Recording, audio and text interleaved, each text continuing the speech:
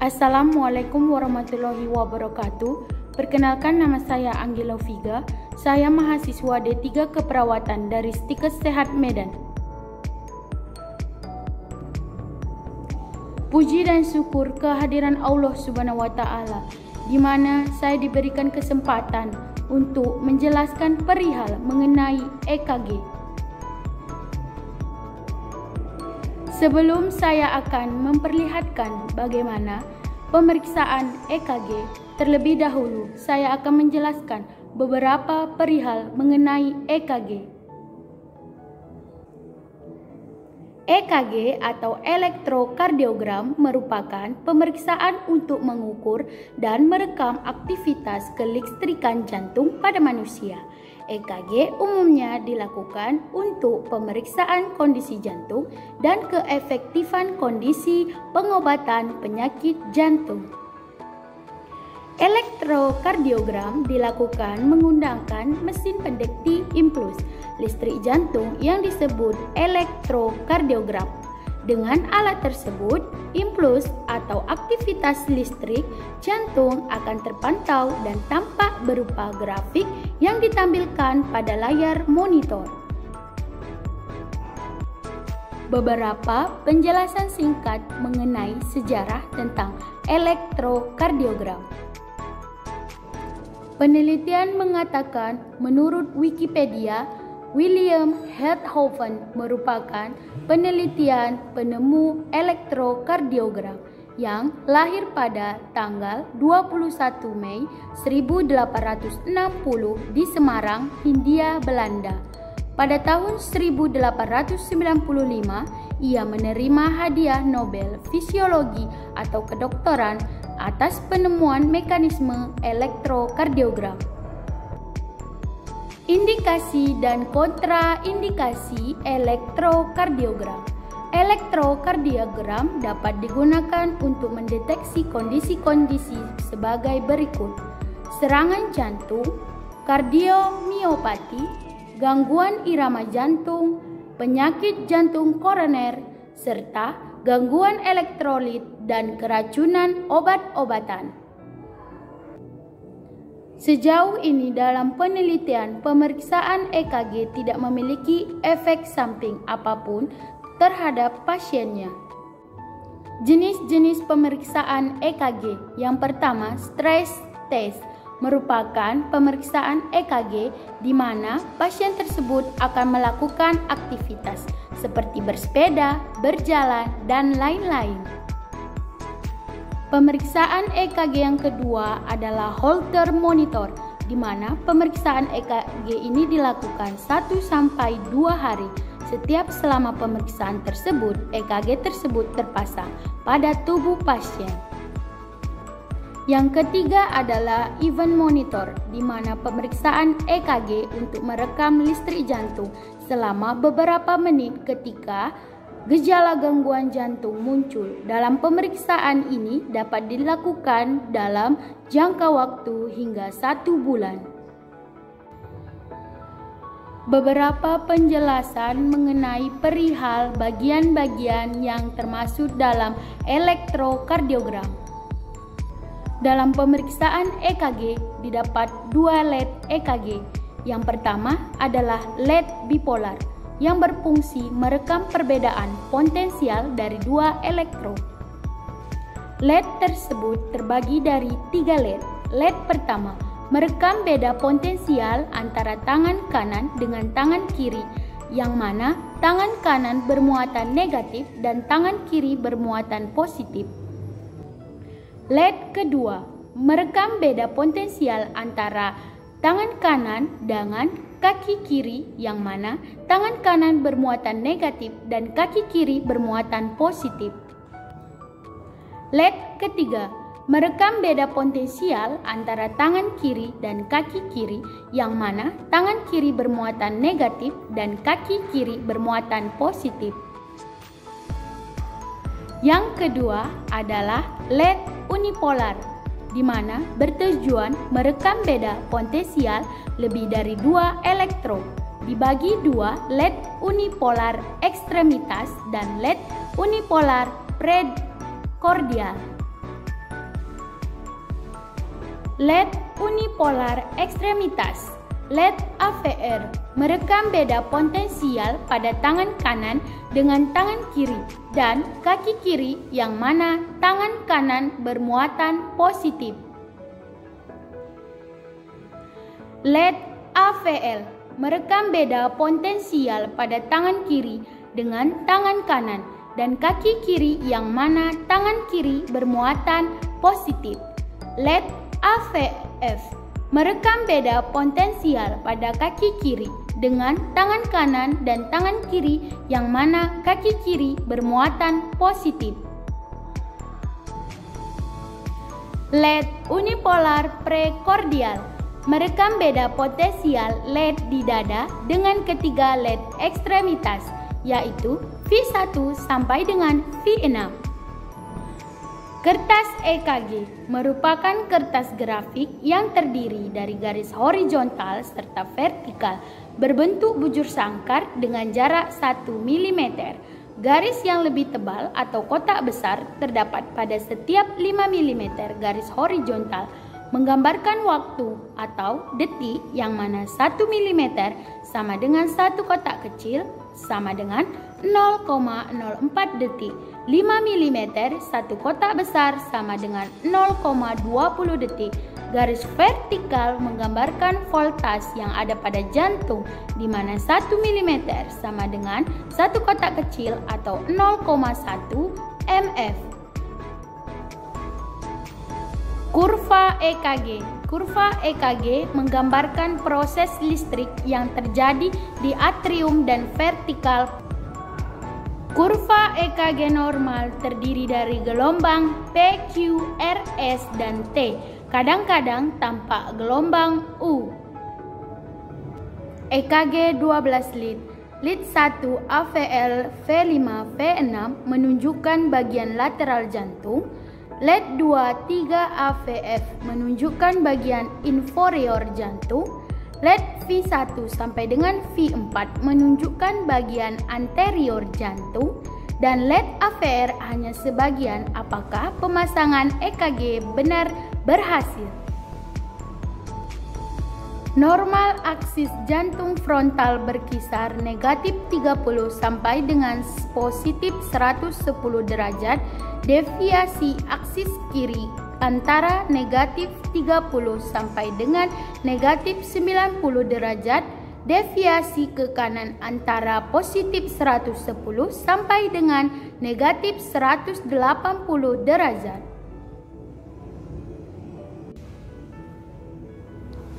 Teknik dasar mengenai EKG nilai normal, di mana gelombang P nilai normal, lebar kurang lebih dari 0,12 detik, tinggi kurang lebih 0,3 mF, selalu positif di LED 2 dan selalu negatif di LED AVR.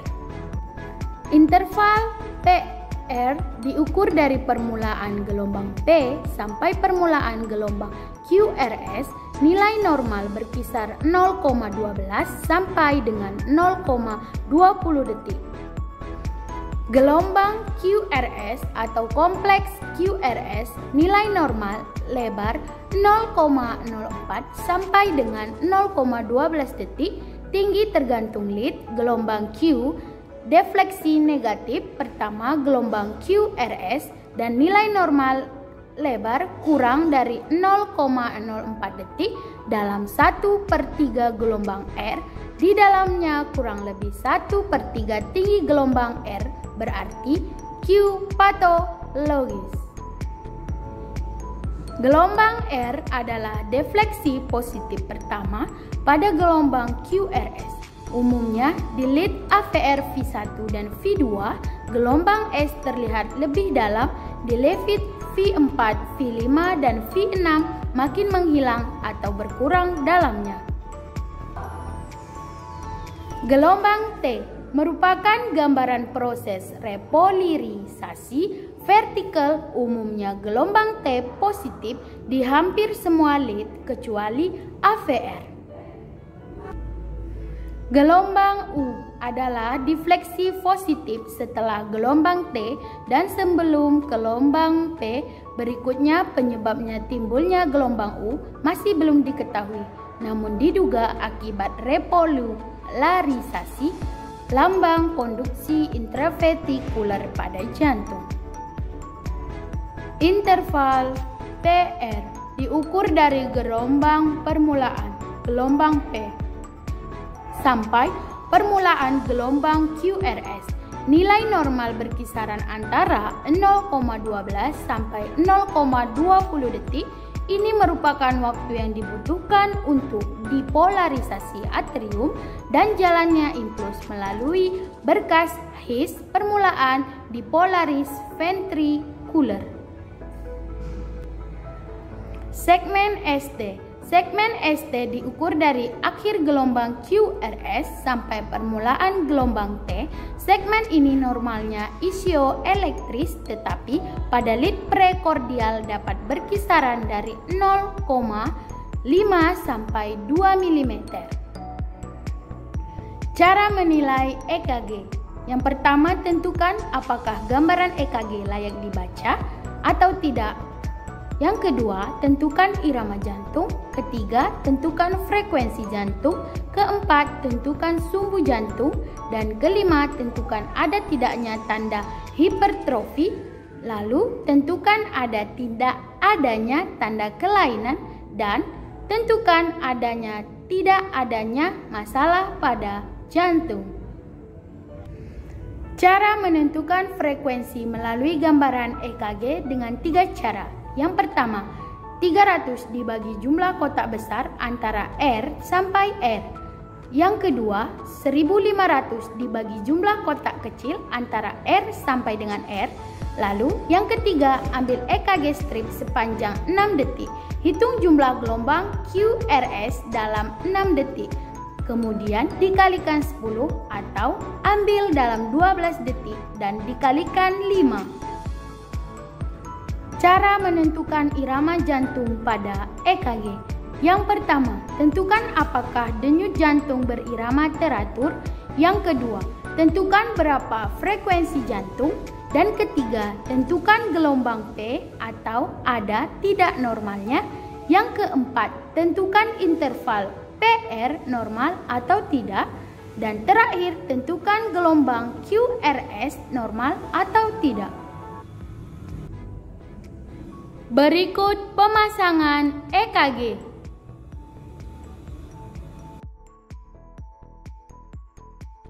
Untuk pemasangan EKG, ada handscoon, gunting, tisu, gel, dan nirbecken. Tahap prainteraksi. Tahapan persiapan atau prainteraksi sangat penting dilakukan sebelum berinteraksi dengan klien. Perawat menggali perasaan dan mengidentifikasi kelebihan dan kekurangan pada pasien, serta perawat mencari informasi tentang klien. Perkenalkan Pak, nama saya Suster mahasiswa dari Stikes Sehat Medan, ingin memberikan tindakan keperawatan kepada Bapak, yaitu pemasangan EKG. Jika boleh saya tahu, dengan Bapak siapa ini? Saya dengan Bapak Indra. Baiklah, bagaimana keadaan Bapak hari ini, Pak? Jadi di sini saya bertujuan untuk memasangkan EKG pada Bapak. Di sini EKG adalah elektrogram, di mana pemasangan ini bertujuan untuk menghitung aliran listrik pada jantung Bapak. Apakah Bapak bersedia jika saya memasangkan EKG kepada Bapak? Baiklah, terima kasih Pak. Baiklah Pak Indra Wijaya, untuk pemasangannya terlebih dahulu yaitu apakah Bapak memakai gigi palsu? Berbahan logam, perhiasan atau aksesoris lainnya? Tidak ya Pak, baiklah. Di sini saya akan membantu Bapak untuk membuka bajunya ya Pak, karena pemasangan EKG ini berada di dada Bapak. Permisi ya Pak. kerja. Dalam tahap kerja, merupakan perawat dan klien bekerja sama untuk mengatasi masalah yang dihadapi klien. Tahap kerja berhubungan dengan pelaksanaan rencana tindakan keperawatan yang akan dilaksanakan sesuai dengan tujuan yang ingin dicapai. Sebelum melakukan pemasangan EKG, perawat wajib memakai APD seperti handscoon dan masker. Begitu juga pada klien memakai masker. Sebelum pemasangan EKG, yaitu memberikan gel pada lokasi pemasangan EKG bertujuan untuk mengidentifikasi alat EKG pada jantung klien.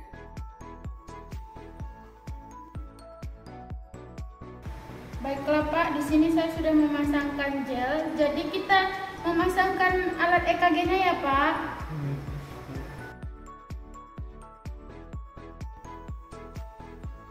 Dalam pemasangan EKG, maka sebelum pemasangan dilakukan harus terlebih dahulu mengetahui penempatan elektroda pada dada klien. Ini bertujuan untuk mengidentifikasi dari kelistrikan jantung pada klien. Di sini dengan dilambangkan dengan V1 diletakkan pada ruang interkostal 4 garis ternal kanan. V2 berada pada ruang interkostal 4 garis ternal kiri. V3 berada pertengahan antara V2 dan V3. V4 berada pada ruang interkostal 5 mid clavikula kiri. V5 sejajar V4 garis aksila depan dan V6 sejajar V4 garis mid aksila kiri. Setelah itu, pasang keempat elektroda ekstremitas pada kedua pergelangan tangan dan kaki. Untuk tangan kanan berwarna merah dan tangan kiri berwarna kuning dan yang berwarna hijau pada kaki kiri dan hitam pada kaki kanan. Baiklah Pak, selama pemasangan EKG, Bapak harap berdiam ya Pak, jangan banyak bergerak.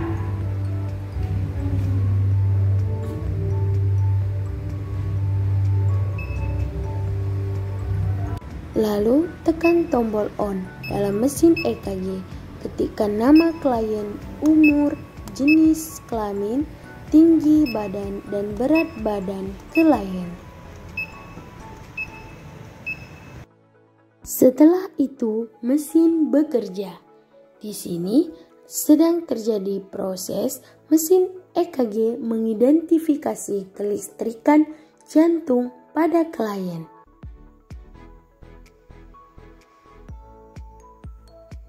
Setelah proses terjadi, maka hasil di-print.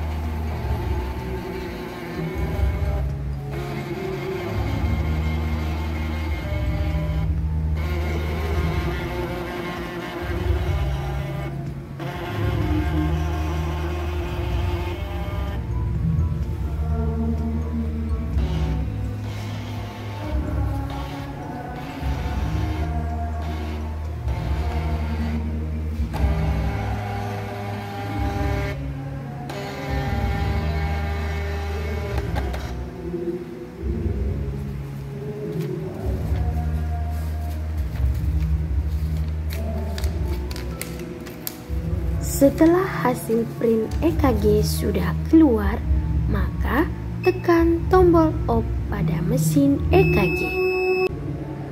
Pak, baiklah, pemasangan EKG kita sudah siap. Di sini saya akan membersihkan alat-alat dari tubuh Bapak ya Pak. Setelah selesai pemasangan EKG, maka rapikan seluruh alat-alat dari tubuh klien.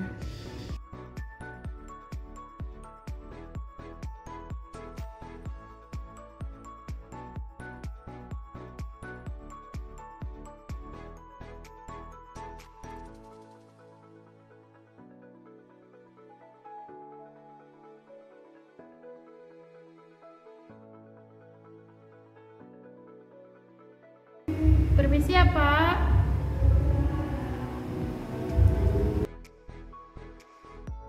Dan setelah sudah merapikan alat dari tubuh klien, bersihkan seluruh tubuh klien dari gel yang dimulai dari dada, kedua pergelangan tangan, dan kedua pergelangan kaki klien.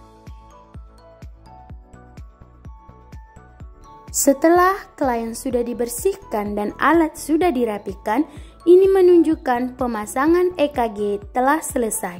Cek kembali hasil kertas EKG pasien, identifikasi dengan keberhasilan kertas tersebut. Lalu, tunjukkan hasil kertas EKG tersebut kepada klien dan tunjukkan pemeriksaan tersebut kepada dokter untuk menindaklanjutkan pemeriksaan kesehatan klien. Pak, karena tadi pemasangan sudah siap dan ini hasil dari EKG jantung Bapak ya Pak. Bapak bisa melihat dan memegangnya. Di sini saya melihat jantung Bapak normal ya Pak, bagus, tidak ada masalah dalam kondisi jantung Bapak. Iya. Dan untuk selanjutnya ini kita akan memberikannya kepada dokter ya Pak. Baiklah Pak, setelah pemasangan EKG, bagaimana perasaan Bapak setelah kita melakukan pemasangan EKG Pak? Perasaan saya itu saat ini tenang. Saya harap setelah pemasangan ini kondisi Bapak membaik dan tidak ada lagi masalah kesehatan kepada Bapak ya Pak. Saya ucapkan selamat siang. Sekian dan terima kasih. Wabillahi taufiq wal hidayah. Assalamualaikum warahmatullahi wabarakatuh. Terima kasih Bu ya. Iya Pak. Saya Anggela Viga mengucapkan sekian dan terima kasih. Apabila ada kata yang salah, informasi yang kurang tepat dalam pembuatan video ini, saya meminta maaf. Wabillahi taufiq wal hidayah. Assalamualaikum warahmatullahi wabarakatuh. Salam sehat.